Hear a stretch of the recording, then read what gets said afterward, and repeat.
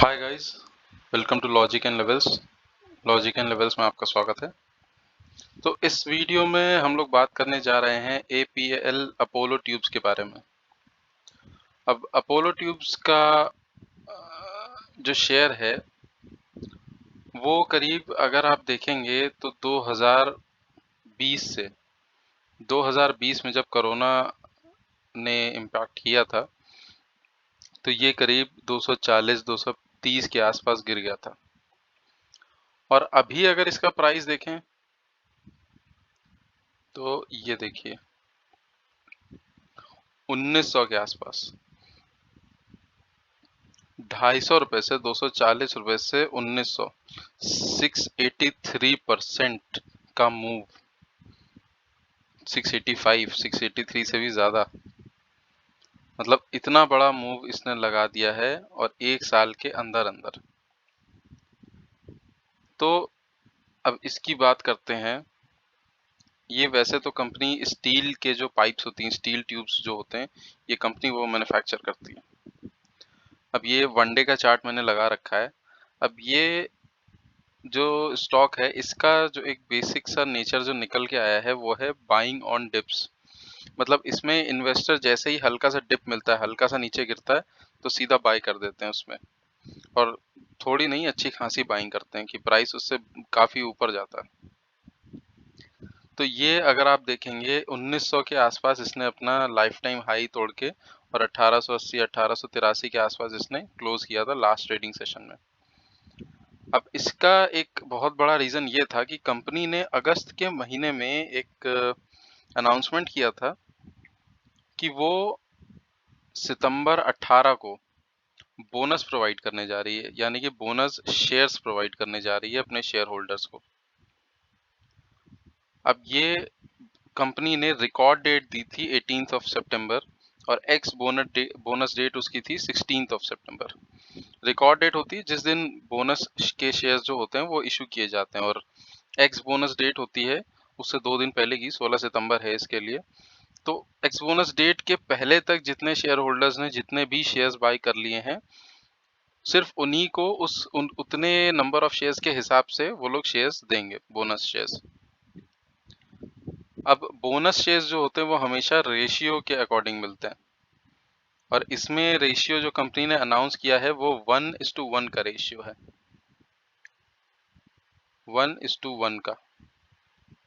इसका मतलब है कि हर एक शेयर पे, मान लीजिए एक शेयर आपने अगर 1500 रुपए का खरीदा है, तो हर एक शेयर जो कि 1500 का है उस पे आपको एक शेयर मिलेगा 1500 रुपए का।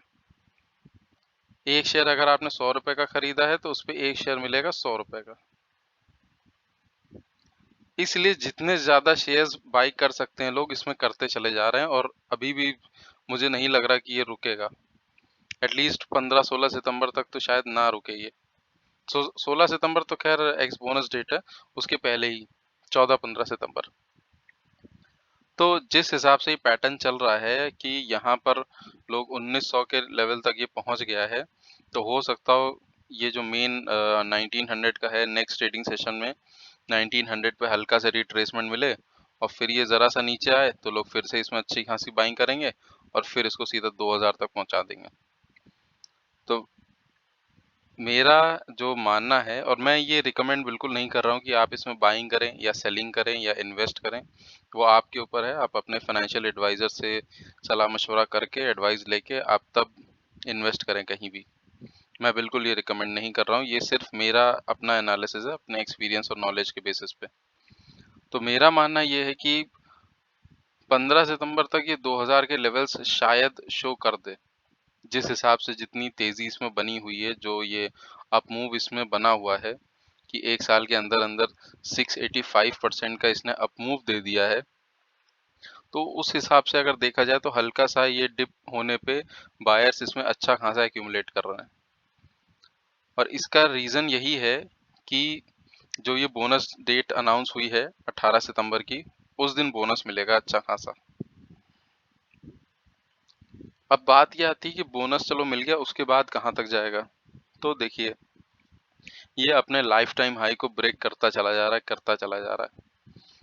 मतलब इसका यही एक पैटर्न बन गया है एक लाइफ टाइम हाई इसने 2020 में ब्रेक किया था, और वो फिर उसके बाद इसने लाइन लगा दी। 500 का इसका लाइफ टाइम हाई था, वो ब्रेक किया, फिर नए हाईज बनाता चला गया। ये देखिए, ये नए लाइफ टाइम हाईज बनाता चला जा रहा है, चला जा रहा है। तो ये अब कहाँ पे जाके रुकेगा ये कोई कुछ कह नहीं सकता है, क्योंकि अभी भी अगर आप देखेंगे तो ये अपमूव में ही है, और यहाँ से ये कहाँ तक चला जाए, 2000 तक चला जाए, 2200 तक चला जाए, 2500 तक चला जाए, ये कुछ कहा नहीं जा सकता। अब पता चला आगे आगे के डेट्स में अगर फिर से कुछ बोनस अनाउंस कर दिया या डिविडेंड अनाउंस कर दिया, तो हो सकता हो इसमें और ज़्यादा एक्यूमुलेशन आ जाए। लेकिन हाँ, एक बात यह है कि अगर कहीं पे इसने रेजिस्टेंस अच्छा खासा फेस किया, तो गिरावट भी उतनी ही होगी, क्योंकि यहाँ आप देख सकते हैं कि जब इसमें डिप आती है तो वो डिप छोटी मोटी नहीं होती। यहाँ देखिए, ये जो डिप आई थी, मैं इसको डिलीट कर देता हूँ पूरा। ये जो लेवल था, ये देखिए, अब ये लेवल था करीब 1820 1830 का। यहाँ से जो डिप आया है वो इतना आया है कि 1750 तक पहुंच गया था ये, यानी कि 20% का डिप आया है। और 20% के डिप को स्टॉक मार्केट में एक्चुअली फॉल की स्टार्टिंग कही जाती है। लेकिन फिर भी इस शेयर में इन्वेस्टर्स इतना ज़्यादा खुश थे इस शेयर से, कह लीजिए, कि उन्होंने 20% के डिप के बाद भी इसको बाई किया। और फिर इसका जो मूव था वो यहाँ से अगर आप देखेंगे तो 20% से ज़्यादा का मूव आ गया इसमें, 26-27% का मूव आ गया। मतलब वो तो पूरा रिकवर हुआ ही हुआ 20%, उसके ऊपर 7-8% बायर्स ने और इसको पहुंचा दिया। तो इसलिए मैं ये सोच रहा हूँ कि ये अगर 1900-2000 के लेवल्स को शायद ब्रेक कर दे 15 सितंबर तक, और आगे के आने वाले कुछ महीने और सालों में ये 3000 3500 तक भी जा सकता है, क्योंकि इसमें इतनी ज़्यादा कैपेसिटी है। हाँ, अगर कोई बहुत खराब न्यूज़ या कुछ बहुत बड़ा कुछ इंसिडेंट इसमें नहीं हो जाता, तब तक ये एक बाइंग ऑन डिप्स की स्ट्रैटेजी इसमें बनी रहेगी। अब ये बात आती है कि बोनस शेयर क्यों देती है, क्यों दे रही है, फ्री में बोनस क्यों दे रही है, फ्री में शेयर्स क्यों बांट रही है। तो होता ये है कि कंपनी, एक तो होता है डिविडेंड, कि कंपनी अपने प्रॉफिट में से कुछ हिस्सा अपने शेयर होल्डर्स को एक कैश के तौर पर दे देती है। जैसे मैंने आईटीसी में बताया था कि 5 रुपए के डिविडेंड दे देती है, 10 रुपए पर शेयर का दे देती है। अब इसमें अगर आप देखेंगे तो 683-685% का अपमूव आया है एक साल में, तो सोच लीजिए आप इसमें प्रॉफिट कितना हुआ होगा। मतलब ये तो स्टॉक मार्केट की बात है, जो एक्चुअल मार्केट में उनको प्रॉफिट अलग से मिल रहा होगा, उससे जो उनकी सारी जितने भी खर्चे होते हैं, जितने भी एक्सपेंसेस होते हैं, वो सब निकलते हैं। अगर उन्हें डिविडेंड देना होता है एम्प्लॉयज या शेयर होल्डर्स को, तो वो डिविडेंड दिया नहीं दिया वो मुझे नहीं पता।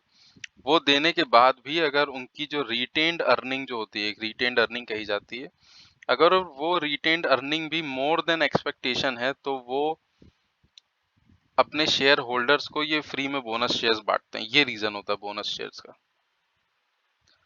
तो एक्यूमुलेट इसमें करना चाहिए। Again, I am not recommending, it's just my analysis. Accumulate करना चाहिए, बट अपने फाइनेंशियल एडवाइजर से डिस्कस करके और चार्ट पैटर्न्स को देख के, स्टॉक की हिस्ट्री, स्टॉक का फ्यूचर देख के, तब हर स्टॉक में इन्वेस्ट करना चाहिए। तो ये भी मेरे पास कमेंट सेक्शन में एक रिक्वेस्ट आई थी, उसके बेसिस पे मैंने ये वीडियो बनाया था। आगे आपको जो भी जिस भी स्टॉक का एनालिसिस चाहिए मुझे कमेंट सेक्शन में बताइएगा, मैं उसके ऊपर डिटेल्ड एनालिसिस करूंगा।